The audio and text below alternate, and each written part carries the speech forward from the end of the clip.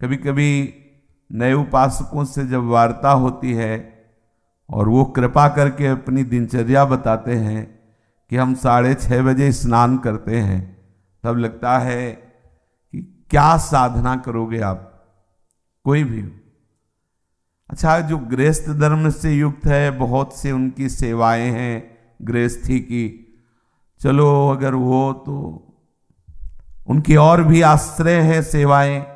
अपने जो वैराग्य मार्ग के पथिक हैं, इनको तो एक ही है, केवल भजन, दूसरा कोई।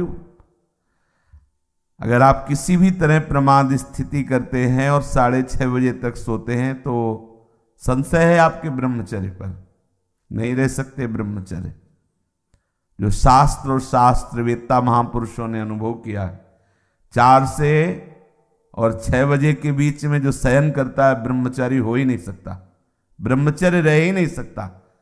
या तो वो 2 बजे 3 बजे तक भजन किया हो, पूरी रात जग के फिर सोया हो तो चलेगा, वो भजन का आवेश संभालेगा।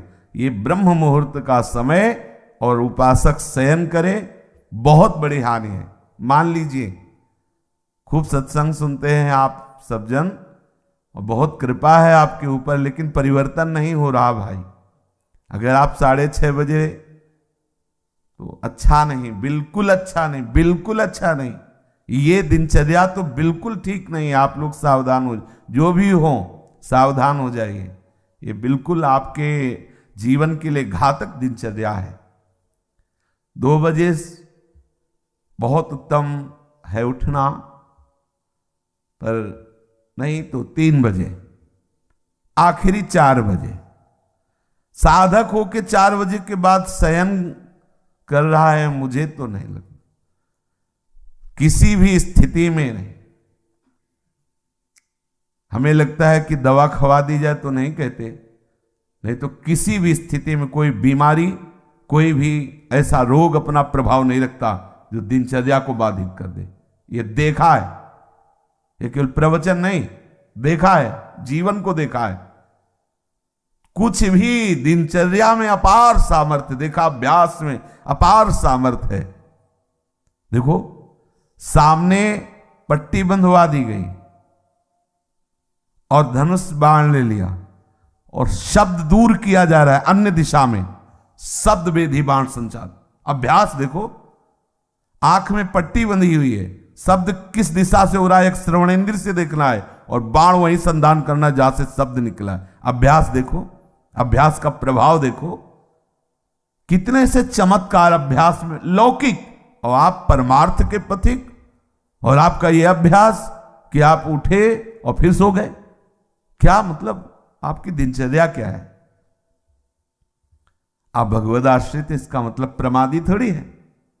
आप भगवद आश्रित, इसका मतलब प्रपंची थोड़ी है। अहम का त्याग करके भगवद आश्रित होकर हम भगवत मार्ग में चलने वाले पथिक हैं। इसलिए सबसे प्रार्थना है, जो पीछे हुआ आज से एक नई दिनचर्या आप देखो। जो पूर्व की दिनचर्या ठीक है तो उसे लिखो, नहीं तो सुधार करके और स्वयं श्री जी के सामने वो दिनचर्या रखो। दिखाने की जरूरत नहीं है, बहुत बार देख लिए, बहुत बार रजिस्टरों में रखा हुआ है सब दिनचर्या। अभी आ जाएगी उठ के, 2 बजे उठे, 3 बजे ये, 4 बजे वो, 5 हो सकता है जिस दिन लिखो उस दिन 2 बजे उठ जाओ, या आज उठे, पक्का उठे, सत्य कह रहे हो, 2 बजे लिख दिया। इससे काम नहीं चलना। आप अपने को खुद साक्षी करके प्रभु के सामने और नियमावली में बांधो। बिना नियम के प्रेम उत्पन्न नहीं होता। वो प्रेम की एक दशा है जो नेम को लय कर देती है। नियमावली में आपकी दिनचर्या सही होनी चाहिए, आपकी नियमावली ठीक होनी चाहिए। किसी भी संत के जीवन को आप देखिए,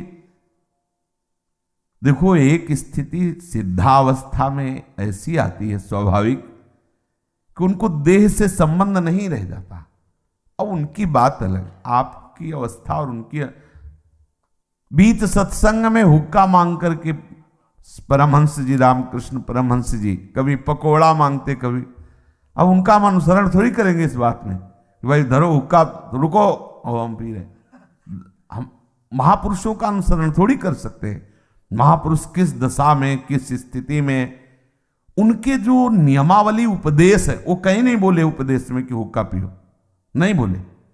तो जो उपदेश बोले वो हमें आचरण में उतारने। हम क्या करते हैं, सीधे महापुरुष व्यास भरोसे कुंवर के, सीधे वो जो इस स्थिति में है ना, बस केवल इतना ही पकड़ते हैं, काहू के बल भजन को, इसलिए भजन नहीं करना, काहू के आचार इसलिए आचार नहीं करना। मतलब जितेंद्रिय रात, पवित्रता और ये सब। क्या पवित्रता, गुरुजी ने कहा है थैली है मल की, क्या पवित्रता हाँ उसमें क्या सुना है नहीं प्रवचन में, आचार गए और जितेंद्रियता आदि नहीं। और व्यास भरोसे कुंवर, ये बात आई, सोवत पाव पसार।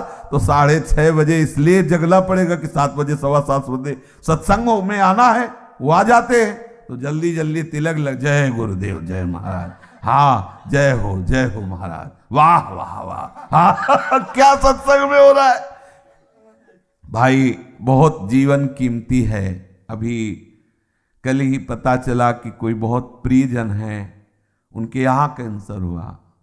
अब क्या दशा, ना भोजन सही पा सकते हो ना कुछ, और ये कैंसर आदि ऐसी बीमारियां हैं कि अभी तक जितने हमारे दर्शन में आए, एक आध बात अलग, उन सबको श्री जी ने जल्दी बुला लिया, जितने भी दृष्टि में आए। तो हम तुम अमरौती खा के थोड़ी आए हैं, कोई न कोई व्याधि मंदिर है, कब देवता का पर्दा हट जाए, जैसे बहुत मंदिर में सब देवता होते ना, ऐसे शरीरम व्याधि मंदिरम, पुजारी कब पर्दा हटा दे, कौन सा, बोले अब कैंसर देवता आ गए, होश उड़ जाएंगे भैया। देखो तुम्हें अभी रिपोर्ट में बता दी जाए तुम्हारी किडनी खराब, फिर देखो क्या होता है तुम्हारा। अगर डिप्रेशन में ना पहुंच जाओ तो बताना, ब्लड प्रेशर अपने आप उछाल मारने लगेगा, क्योंकि चिंतन, आज तुम स्वस्थ हो तो प्रमाद करते हो, और कल प्रमाद करने का अवसर नहीं रहेगा, अवसर ही नहीं रहेगा। अनन्य चिंतन रोग का होने लगेगा। अगर भगवदाकार वृत्ति नहीं हुई तो आप ये मत समझो मृत्यु कोई खिलवाड़ नहीं है। मृत्यु का संदेश सुनकर अच्छे के जमीन खिसक जाती है, होश खराब हो जाते हैं। कैंसर, अब न रात में नींद न दिन में चैन, अनन्य चिंतन उसी का शुरू। अब क्या करें, घबराहट, थोड़ी थोड़ी देर में मरना है तो जो दुकान मकान पति पुत्र परिवार जितना सब भाई वो सब काटने दौड़ता है, ये सब छूट जाएगा। भजन कोई साधारण वस्तु है। इसलिए भर्तृहरि जी महाराज कह रहे हैं, यावत स्वस्थ वेदम गृहम कलेवरम यावत च दूरे जरा। जब तक बुढ़ापा दूर है, जब तक तुम्हारे शरीर में रोग कोई नहीं हो जा रहा, होगा ऐसा थोड़ी कि तुम कोई लिखवा के लाओ कि नहीं होगा। जब ऐसे परमहंस को कैंसर हो सकता है, रामकृष्ण परमहंस जी को, पूज्य भाई जी के उदर में कैंसर हो सकता है, वो फिर अपने लोग तो अधिकारी ही है इस दंड के, अपने लोग तो अधिकारी न जाने कितने। इन भजनानंदी महापुरुषों के शरीर में ऐसी व्याधियां हो सकती है, तो अपने लोगों को तो पूरा रजिस्टर रखा हुआ है। सावधान हो जाइए, प्रमाद मत कीजिए, बहुत बढ़िया अवसर आपको मिला है। भगवत चरणारविंद का आश्रय और सतत जप, ये बिल्कुल खुली दो बातें हैं, ज्यादा इनमें समझने की जरूरत नहीं। अंदर से भगवत आश्रय और जिह्वा से जप, राधा वल्लभ श्री हरिवंश श्री हरिवंश। क्या जाता है भैया, अगर रोज का रोज शाम के हिसाब आपको ना दिखाई दे तो बताना, रोज आपको वैराग्य बढ़ा नजर आएगा, आपको नजर आएगा, अरुचि होने लगे।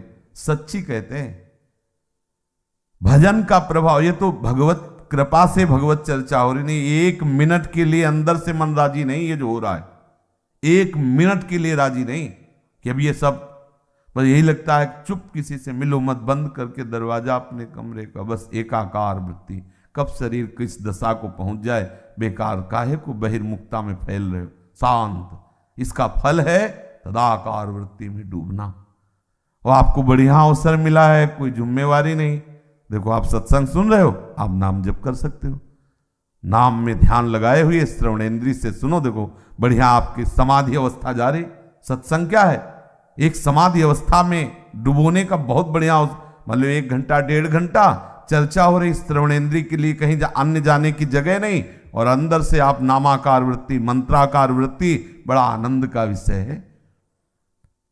अगर हम भजन छोड़ दिए बाह्य में ही समय व्यतीत किए तो बाह्यकरण से आप सेवाएं करते रहो, बाह्यकरण से दिनचर्या करते रहो, अंतःकरण विषय चिंतन कर रहा है, तो आनंद बाह्यकरण को होना है कि अंतःकरण को? समझना, जरा सूक्ष्मता से समझना। परिवर्तन किसका होना है? अंतःकरण का। बाह्यकरण का तो देखो 2 मिनट में परिवर्तन सब, लेकिन अंतःकरण का परिवर्तन चिंतन से होता है, भजन से होता है।